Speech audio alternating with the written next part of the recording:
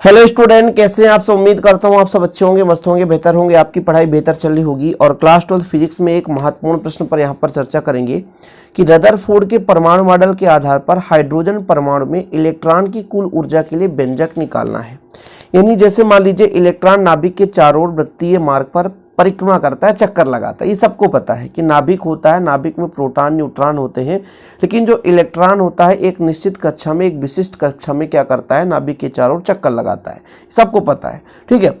अब उस पर कितना ऊर्जा है, इलेक्ट्रॉन पर कुल ऊर्जा अर्थात गतिज ऊर्जा और स्थितिज ऊर्जा। देखिए कोई भी इलेक्ट्रॉन है उस पर दो ही ऊर्जा होगी, एक तो गतिज ऊर्जा और एक तो स्थितिज ऊर्जा। इन दोनों का योग ही उसकी कुल ऊर्जा कहलाएगी। तो ये चीज हम निकाल कर चलेंगे। तो चलिए शुरू करते हैं बच्चों। सबसे पहले एक छोटा सा डायग्राम बना लेते हैं। जैसे मान के चलता हूं ये नाभिक है, ठीक है, नाभिक है और नाभिक के चारों ओर, यहां पर मैं लिख देता हूं इसको नाभिक। नाभिक के चारों ओर एक वृत्ताकार पथ है, नाभिक के चारों ओर एक वृत्ताकार पथ है, जिस वृत्ताकार पथ पर इलेक्ट्रॉन क्या करता है, चक्कर लगाता है। तो इस वृत्ताकार पथ की यदि त्रिज्या मैं कह दूं तो इस वृत्ताकार पथ की त्रिज्या है स्मॉल r और यहां पर एक इलेक्ट्रॉन है। क्या है, इलेक्ट्रॉन बच्चों, ठीक है, जो नाभिक के चारों वृत्ताकार पथ पर चक्कर लगाता है। ठीक, कोई दिक्कत तो नहीं है। अब जब कोई वस्तु ही मैं बात करूं कि यदि वृत्तीय मार्ग पर गति करे तो एक अभिकेंद्रीय बल लगता है, जिसका यदि फार्मूला देखूं तो mv²/r। जैसे आप कभी मान लीजिए कहीं पे मुड़ रहे हैं तो अंदर की ओर एक बल लगता है जिसे अभिकेंद्रीय बल कहते हैं, जिसका फार्मूला होता है mv²/r, जहां m क्या है, द्रव्यमान है, यदि वस्तु है तो वस्तु का द्रव्यमान, v किस चाल से वो मुड़ रहा है, r जो है उसकी त्रिज्या है, यानी उसकी त्रिज्या कितनी है, कितना केंद्र से दूरी है कुल मिलाकर के। ठीक, ये चीज होता है। तो जब इलेक्ट्रॉन नाभिक के चारों ओर किसी न किसी एक निश्चित चाल से वो गति कर रहा है तो उसका चाल या वेग है और उसकी त्रिज्या भी r है, तब उसका एक अभिकेंद्रीय बल होता है mv²/r।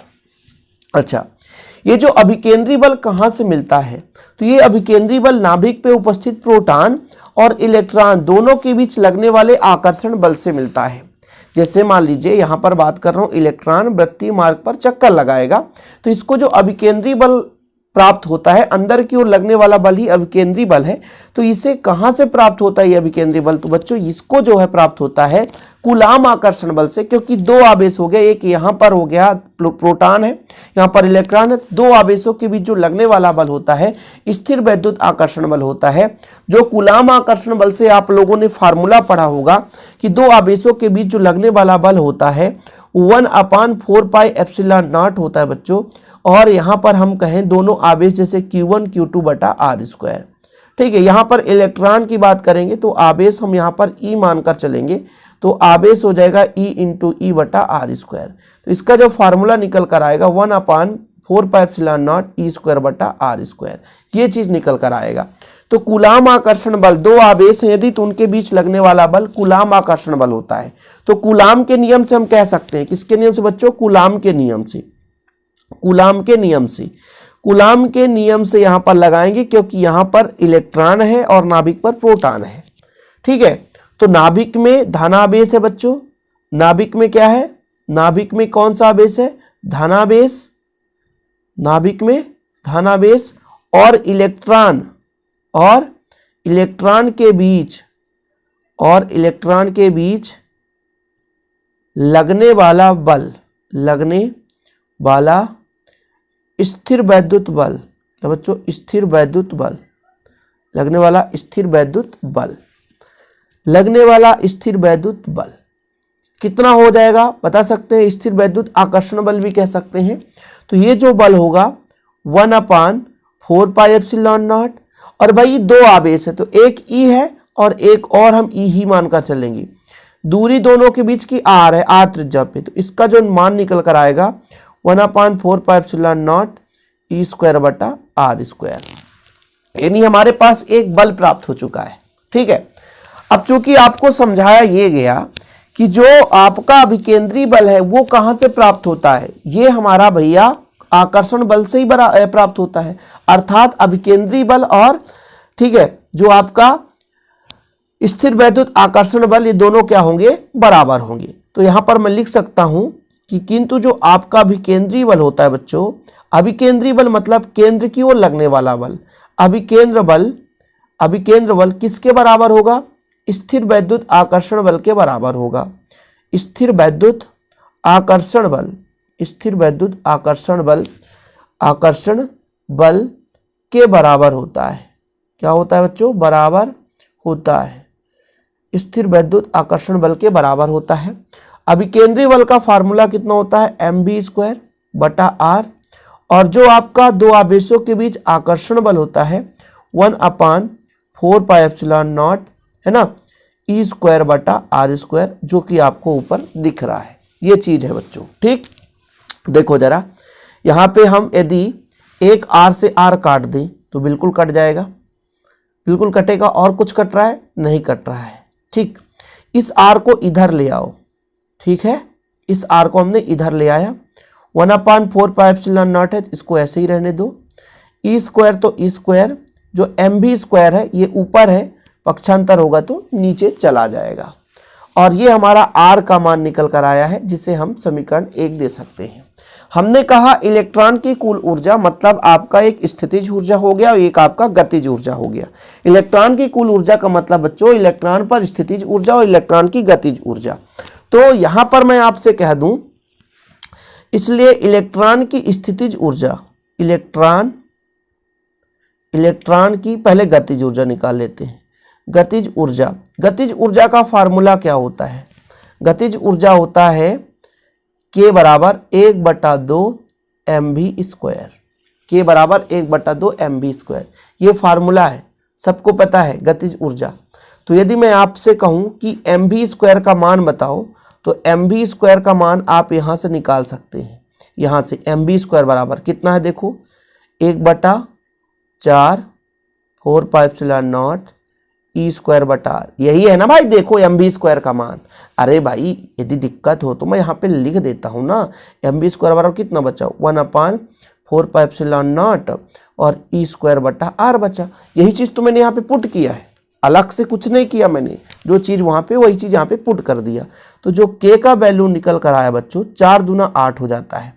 ठीक है, ऊपर कितना है? E² है केवल, और नीचे कितना? 4 दूना 8 है।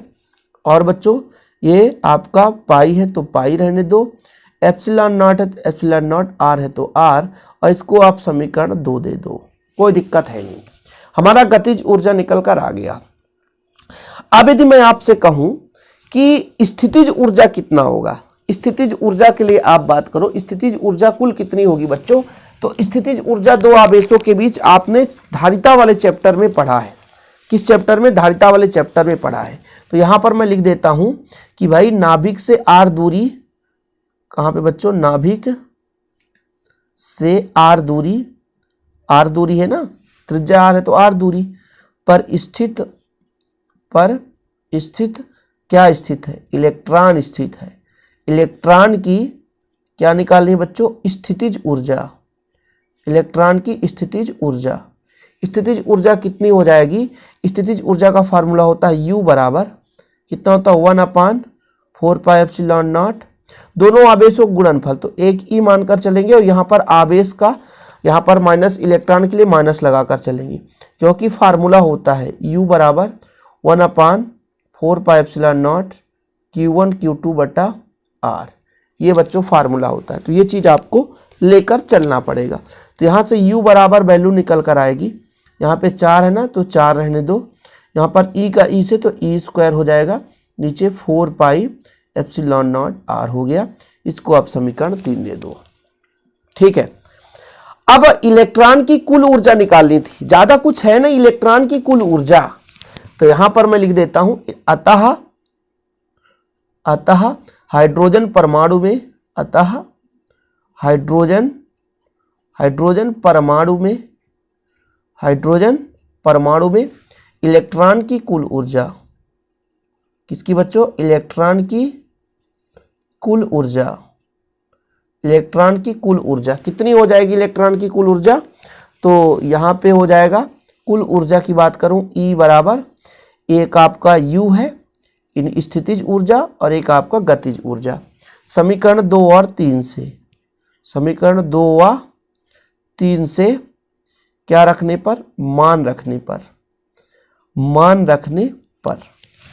चलो भैया मान रख दो, आप मान रखो तो कितना आएगा, E बराबर U का मान आया था आपका E² अपान 4πε0 R, यही आया था 8 आया था। और K का मान उल्टा मत करना, उल्टा मत करना, K का मान रख दिया, U का मान, या इसको मैं ऐसा कर सकता हूँ K बटा K प्लस U, तो ये मैं K का मान रखा हूँ, कोई दिक्कत नहीं है। प्लस में इसका मान कितना है -E² अपान फिर 4πε0 R हो गया। इसको थोड़ा सा एक स्टेप और कर देता हूँ बच्चों, प्लस माइनस का जो मल्टीप्लाई होगा वो आपका हो जाएगा ये πε0 माइनस हो जाएगा, फिर 4πε0 R, कुछ इस प्रकार से। ठीक, कैलकुलेशन गलत नहीं करना है, क्योंकि कैलकुलेशन गलत से सब गलत हो जाता है। अब बच्चों इसको हम जब एलसीएम लेंगे तो देखिए 4 दूना 8 है ना, तो 8πε0 R आएगा, इससे से डिवाइड करेंगे तो E² बचेगा, 4 दूना 8, 2 से जाएगा तो 2E², 2 में 1 घटेगा तो -E² अपान 8πε0 R। यही निकल कर आ गया इलेक्ट्रॉन की कुल ऊर्जा। ठीक है, और यहां से निष्कर्ष भी निकलता है कि इलेक्ट्रॉन की ऊर्जा ऋणात्मक भी होता है बच्चों। ठीक है, क्योंकि ये नाभिक से बद्ध रहता है। तो लास्ट में आपको लिखना है कि इलेक्ट्रॉन की कुल ऊर्जा ऋणात्मक है, जो इस बात का द्योतक है कि इलेक्ट्रॉन नाभिक से बद्ध रहता है। उम्मीद करता हूं बच्चों आज का सेशन कंप्लीट समझ में आ गया होगा। जैसे जैसे मैं पढ़ाता हूं वैसे वैसे आप यदि लिखते जाते हैं तो आपके लिए नोट्स भी तैयार हो जाता है। ओके बच्चों, जय हिंद, वंदे मातरम।